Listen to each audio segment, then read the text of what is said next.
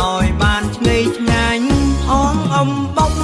ក្លិនក្រអូបឆ្លើយតាមវាយោងបិណ្ឌថ្វាយព្រះខែអងអំបុក